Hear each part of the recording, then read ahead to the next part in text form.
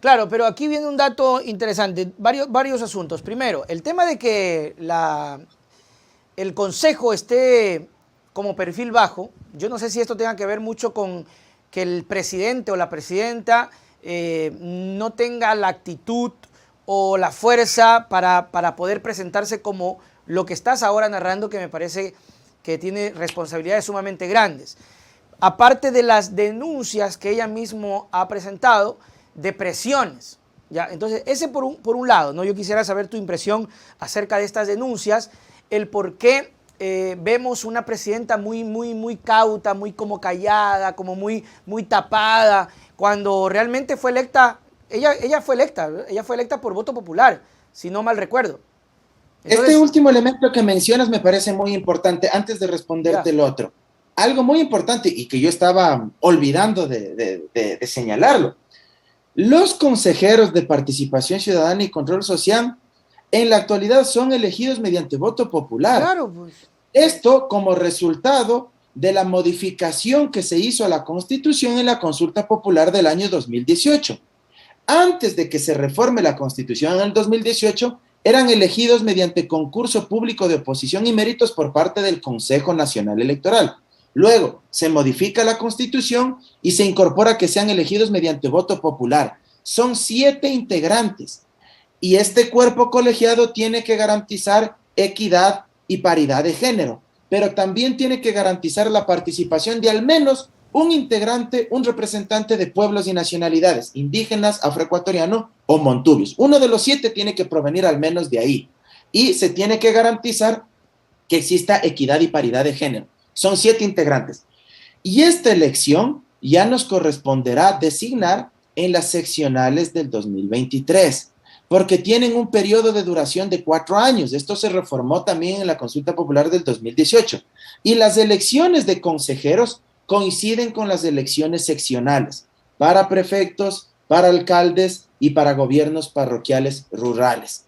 Te pasarán una papeleta con listas de 7 integrantes mujeres, 7 integrantes hombres y 7 candidatos o hasta 7 opciones para elegir también representantes que vengan de pueblos y nacionalidades indígenas y de migrantes, de ecuatorianos que están en el extranjero. Te pasarán en esta papeleta. Entonces, por eso mismo decía Mauro que me sorprende que no exista esa fortaleza, porque si una de las cosas que coincidimos en la Asamblea Nacional y se pelean, lo primero que te sacan en cara y se pavonean es, a ver, a mí me eligió el pueblo, a mí me eligió el pueblo, y te sacan en cara. Y ¿sabes qué? Tienen razón, porque eso le da un plus al asambleísta sobre el que fue designado. ¿Por qué no pasa esto?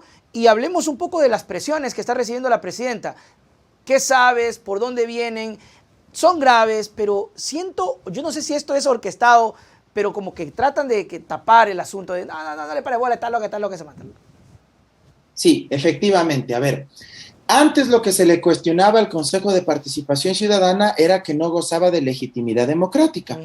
¿Por qué? Porque no era un cuerpo colegiado que tenga legitimidad de origen, es decir, que no haya sido elegido mediante voto popular, como tú acertadamente lo mencionas. Eso se le cuestionaba hasta antes del 2018. ¿Cómo es posible que 7 personas que ganaron un concurso de oposición y méritos tengan la posibilidad de designar a las autoridades más importantes del Estado ecuatoriano, cuando en el pasado quienes designaban a esas autoridades eran los diputados, que sí tienen legitimidad de origen porque eran elegidos en las urnas? Esa era, digamos, una de las críticas principales. Eso se cae cuando se establece que ahora son elegidos mediante voto popular, Claro. pero siguen existiendo problemas. ¿Y cuáles son estos problemas? Primero, yo observo que definitivamente no hay liderazgo al interior del Consejo de Participación Ciudadana, no hay un hombre, una mujer que pueda conducir adecuadamente a este órgano colegiado. Tanto es así que la gente poco o nada conoce sobre lo que hace este consejo y sobre lo que tiene a su cargo, sobre tamaña responsabilidad. Y la gente, reitero, no dimensiona por muchas razones, pero una de ellas por la propia incapacidad del consejo para posicionarse institucionalmente, para lograr sedimentar en el imaginario de la ciudadanía la trascendencia y el rol que juega dentro del sistema democrático y dentro del diseño institucional. Segundo, creo que hay muchas pugnas a la interna, eso es indiscutible, hay un juego de intereses ahí brutales, una especie de juego de tronos, creo yo, se está generando ahí dentro del Consejo de Participación Ciudadana porque cada uno está haciendo sus cálculos políticos. Es decir, cada uno de los grupos o de los actores que pululan dentro del Consejo están de alguna manera haciendo sus proyecciones. A ver, en Contraloría yo quisiera que Julano llegue a ese espacio, al CNE yo quisiera que tales actores lleguen, a la Defensoría Pública tal actor. Entonces hay un toma y daca. Están en medio de un tablero de ajedrez donde se están disputando lamentablemente los espacios institucionales más importantes de nuestro país. Y eso te refleja un tercer elemento, que no es menor y que probablemente es el más importante. Podemos tener el diseño institucional que tú quieras, mi estimado Nelson. Incluso podemos regresar al diseño anterior, al del pasado, que elija el antiguo Congreso, hoy llamada Asamblea Nacional. Ya. Pero si no hay la voluntad política de los actores, de los que tienen que llevar adelante esas designaciones, y en la práctica designan al que les da la gana, no respetan los reglamentos, no transparentan los concursos, no designan a los mejores hombres o mujeres, a los más calificados, a los más honestos, a los más ecuánimes, y siguen designando, limpiándose con las normas, escogiendo a los que después les van a guardar lealtad y fidelidad absoluta por intereses políticos, económicos o mediáticos, podemos tener el diseño que querramos, que las cosas no van a cambiar. Porque, ojo, lo que pasaba en el antiguo Congreso no era, pues, que nos ponía como el sistema democrático y el sistema institucional, pues, más estable de la región y del planeta. Tampoco es que había los mejores hombres y mujeres designadas como contralor, como fiscal general, pues yo también me acuerdo lo que pasaba. No, pues se peleaba. El presidente enviaba las ternas al viejo Congreso para que una mayoría designe de uno de esos integrantes de la terna contralor y le devolvían la terna, porque ninguno les gustaba a los que tenían mayoría. O cuando había el otro diseño, el Congreso escogía una terna y le enviaba al presidente para que el presidente designe a uno de los tres, y el presidente guardaba en la gaveta de su escritorio porque ninguno de los tres tampoco era uno de su agrado político. Entonces, tampoco es que lo que pasaba antes era pues que bestia el ejemplo de pulcritud y de transparencia en el mismo gobierno de Gutiérrez. Yo me acuerdo lo que pasó en la designación de fiscal, de contralor, las críticas que existieron en su momento, y antes igual, en todos los periodos. Nunca hubo independencia real en términos políticos de quienes ocupaban la Contraloría, la Fiscalía, los órganos de control, porque siempre estuvieron politizados, partidizados.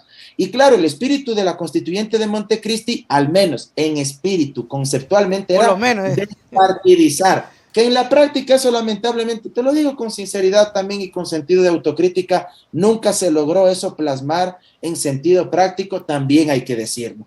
Entonces, a lo que quería llegar en este tercer elemento es que, mira, yo no veo una voluntad irrestricta de los actuales consejeros por respetar los reglamentos, por ejecutar concursos transparentes, por permitir que todos participen y que gane el hombre o la mujer que deba ganar. Claro. No el que ellos quieran que ganen. Entonces yo no veo esa voluntad y esto me parece lo más grave.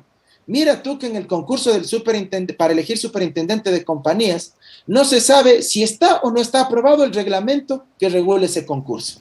No se sabe porque la presidenta dice que no se ha aprobado el reglamento y la nueva mayoría que se ha configurado en cambio dice no, que sí se ha aprobado un reglamento. Y nadie sabe, nadie supo qué mismo ha sucedido, si es que hay o no hay un reglamento para esa designación de esa autoridad. La presidenta ha dicho que hay un montón de presiones. Yo también miré esa entrevista y de hecho como resultado de esa entrevista es que me animé a escribir ese hilo ahí para Twitter. Y yo me sorprendí porque no dejan de ser puras especulaciones y lo digo con mucho respeto, no tengo nada en contra de la presidenta del Consejo, pero solo habla en términos generales. No hay una posición en firme. No hay algo en firme, no hay una evidencia, no da nombres y apellidos, se cuida mucho, juega con un discurso que cae en el devaneo, como que sí, como que no, que ya quiere soltar algo, pero luego se frena. O sea, más suena a una retórica política como para marear a la opinión pública antes que como un discurso verdaderamente sólido, pues porque reitero, no aporta con hechos concretos, con evidencias, y reitero, a mí lo que me parece es que al interno del Consejo se están disputando por esos espacios y no hay una mayoría clara, y como no hay una mayoría clara, entonces están en este devaneo y en estos dimes y diretes. Ahora, este rato para mí los consejeros ya cayeron en incumplimiento de funciones, ¿ah? ¿Ya? Porque Por el su tiempo. tarea, ¿cuál es? Una de sus tareas es, por eso empecé por esta parte, designar autoridades. Y hay plazos, porque las autoridades que dirigen estos organismos no es pues que son eternas, tienen un periodo de duración en el cargo. Los del CNE ya están prorrogados los del CNE. Y fíjate tú todos los problemas que tuvimos en el proceso electoral con estos árbitros del actual CNE. Esto debería ser prioritario, ¿no? Pero por supuesto, uno de los árbitros de este CNE, ahora consejero presidencial y encabezando la lucha contra la corrupción del presidente Lazo, sin ambajes, sin ningún tipo de empacho, ni se sonrojó, dejó el CNE, le dieron las credenciales al señor presidente y el señor pasó a ser consejero presidencial del candidato que después terminó siendo electo cuando él era árbitro electoral. ¿Qué cosas, no? Y cuando algo parecido pasó alguna vez en el periodo anterior o durante la época de la Revolución Ciudadana, criticaron pues claro, brutalmente. Es inaceptable. Y estaba bien que critiquen, digo Claro. yo, pero lo que uno cuestiona es la doble moral, ¿no? O sea, ese doble estándar, ¿no? O sea, antes sí criticábamos, pero ahora sí aplaudimos. Pero mira, con todo lo que pasó en el CNE, no ha sido un concurso prioritario. Están prorrogados y el plazo que tienen dentro del calendario de actividades del Consejo de Participación Ciudadana se incumple. Consecuentemente, para mí, esto puede caer en incumplimiento de funciones, aplicar el 131 de la Constitución desde la Asamblea e iniciar desde un juicio político, porque razones caben.